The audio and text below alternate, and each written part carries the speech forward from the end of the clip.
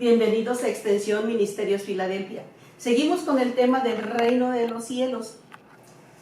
Titulé esta meditación de esta manera: en el poder del Espíritu Santo, y está basada en Lucas 4, del 14 al 21. Nos dice el versículo 14: y Jesús volvió en el poder del Espíritu a Galilea, y se difundió su fama por toda la tierra de alrededor, y enseñaba en las sinagogas de ellos, y era glorificado por todos. Vino a Nazaret, donde se había criado, y en el día de reposo entró en la sinagoga conforme a su costumbre, y se levantó a leer. En esta ocasión, en que el Señor Jesús vuelve a su tierra, a Nazaret, todo es diferente. Ahora se le ve hablar con sabiduría, con autoridad, desenvolverse en el poder del Espíritu Santo que lo acompañaba. Su mensaje era mostrarle a todos que se hacía realidad lo que antes era una esperanza allá en el Antiguo Testamento, desde el tiempo de Abraham. La lectura en la sinagoga fue su presentación nueva. Jesús era judío, practicante de su fe. Él guardaba el Sabbat, asistía a la sinagoga. Ahí todos lo conocían. Entonces dice el versículo 17: y se le dio el libro del profeta Isaías, y habiendo abierto el libro halló el lugar donde estaba escrito: el Espíritu del Señor está sobre mí, por cuanto me ha ungido. Él era el ungido. Él quería que todos supieran que Él era el ungido, el Mesías. En el Antiguo Testamento, reyes y sacerdotes eran ungidos con aceite para mostrar esa señal de que habían sido elegidos. Pero el Señor Jesús, Él fue ungido con el Espíritu Santo cuando fue bautizado por Juan el Bautista. Dice la palabra de Dios: arrepentíos y bautícese cada uno para perdón de los pecados, y recibiréis el don del Espíritu Santo. Entonces, arrepentirse, confesar, entregar la vida a quien murió por tus pecados y bautizarse, hace posible que el pecado ya no se enseñoree de ti. Ahora tú le puedes decir no al pecado. Por eso es importante el arrepentimiento y el bautismo, para poder recibir el Espíritu Santo, quien nos da el poder para vivir una vida nueva. Continuó el Señor Jesús de esta manera: para dar buenas nuevas a los pobres. Jesús se preocupa por la gente más vulnerable, gente con problemas de pobreza económica, social, espiritual, que mantienen el alma seca y vacía. El Señor Jesús expresa su misión hacia los pobres, hacia los cautivos, los ciegos, los oprimidos, esas categorías que siempre se encuentran entre las multitudes cuando alguien predica la palabra de Dios. Escuchan el evangelio del reino y para ellos es más fácil aceptarlo, porque tienen muy poco que perder y mucho que ganar. El Señor Jesús también dijo que había venido a pregonar libertad a los cautivos. Y el apóstol Lucas nos menciona que el primer milagro de Jesús fue liberar a un hombre poseído por un demonio. Muchas personas no creen en demonios, pero la gente sin Dios vive cautiva de ellos, atada con todo tipo de vicios y de diversiones.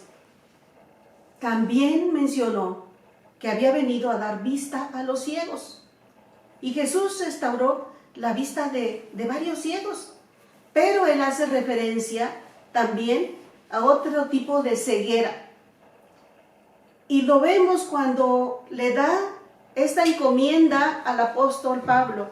Le dice en Hechos 26:18, le dice que abra sus ojos para que se conviertan de las tinieblas a la luz, y de la potestad de Satanás a Dios, para que reciban por la fe que es en mí, dijo el Señor Jesús, remisión de pecados y suerte entre los santificados.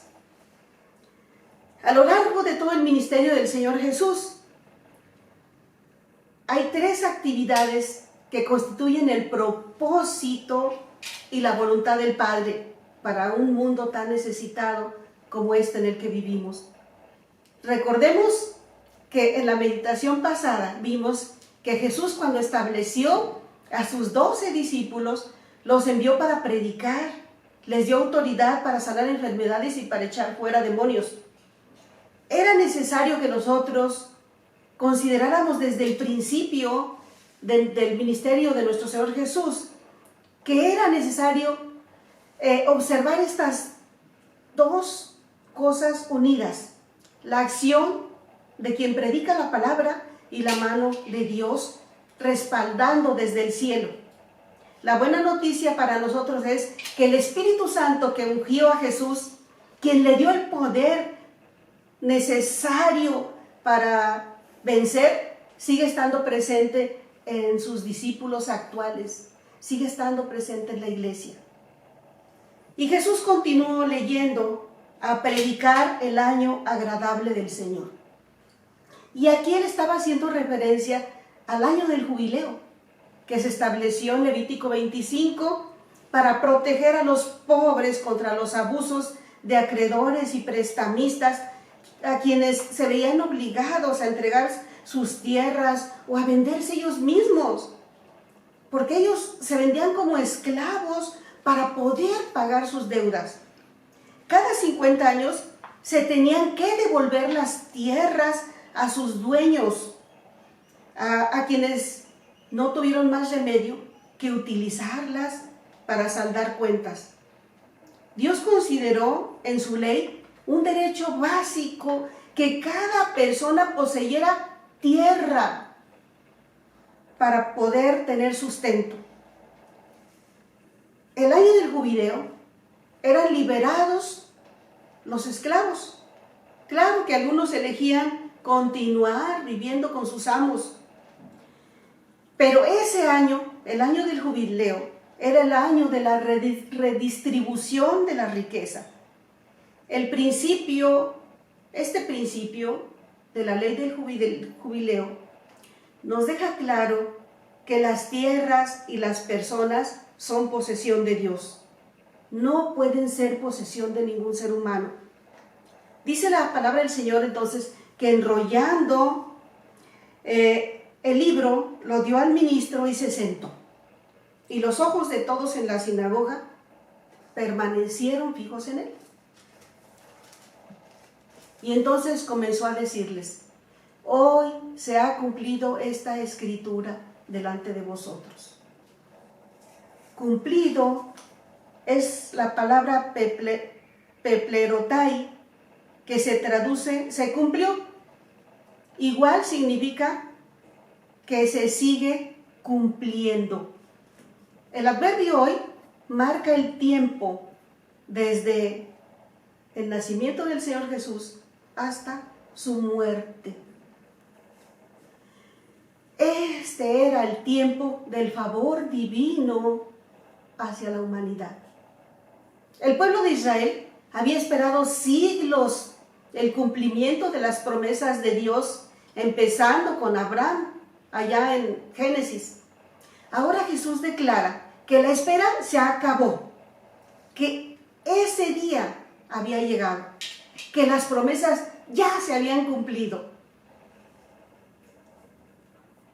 ¿Saben qué? El día en que alguien busca a Dios con todo su corazón para ser salvo, Él escucha. Dice su palabra: en tiempo aceptable te he oído, y en día de salvación te he socorrido. He aquí ahora el tiempo aceptable, he aquí ahora el día de salvación. Para cada persona hay un hoy, no hay un cada rato. No, Dios no le ruega a las personas, Dios pide ¿Se acuerdan cuando el Señor Jesús le dijo cuando el Señor Jesús escogió a sus discípulos y les dijo, sígueme? No les dijo, por favor, no les gustaría venir. No, el Señor Jesús les dijo, sígueme. Y ellos dejaron todo inmediatamente y le siguieron. Por eso digo que hay un hoy. Y tú decides si escuchas a Dios, si lo sigues o no lo sigues.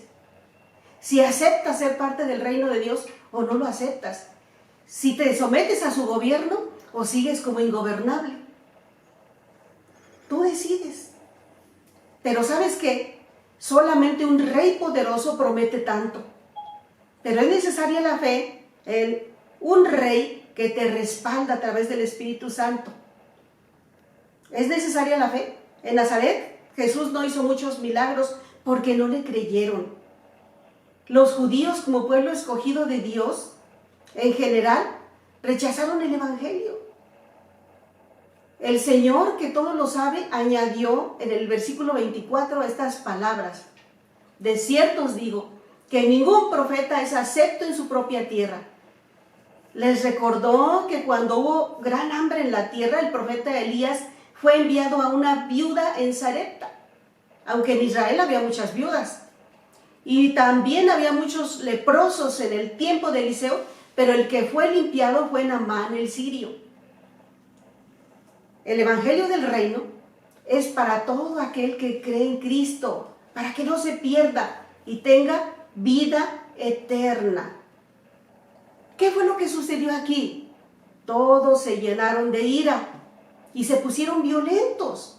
Lo empujaron, lo iban empujando y empujando fuera de la ciudad hasta la cima del monte para despeñarle. Ese era su propósito. Pero el Señor Jesús se dio cuenta que ellos no aceptaban liberar a los esclavos, no aceptaban redimir la tierra en el año del Señor. Mucha gente escucha la verdad, pero se niega al arrepentimiento, se niega a pedir perdón, se niega a perdonar. Recuerda que la resistencia no solamente es individual. El mal se contagia e incluso se vuelve corporativo. Grupos religiosos se opusieron a Jesús y muchos querían matarlo, pero Él no lo permitió. Jamás va a permitir el Señor que Satanás o otras personas se estorben a sus propósitos. Él pasó en medio de ellos y ni cuenta se dieron. Posteriormente, en el tiempo de Dios, sí experimentó la muerte. Dice la palabra del Señor, porque también Cristo padeció una sola vez por los pecados, el justo por los injustos, para llevarnos a Dios, siendo a la verdad muerto en la carne, pero vivificado en el Espíritu. El ministerio del Señor Jesús como Rey es visto o considerado por muchos como algo principalmente religioso, no como un reino real. Pero la Biblia proclama su segunda venida, que es inminente, hermanos.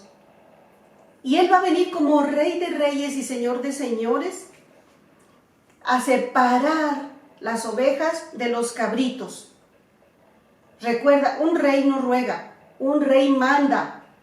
Si no predicas el reino de Dios, el reino de los cielos, comparte con tus amistades este mensaje. Este mensaje tiene que ser predicado en todas partes del mundo antes de que venga el fin. Dios te bendiga.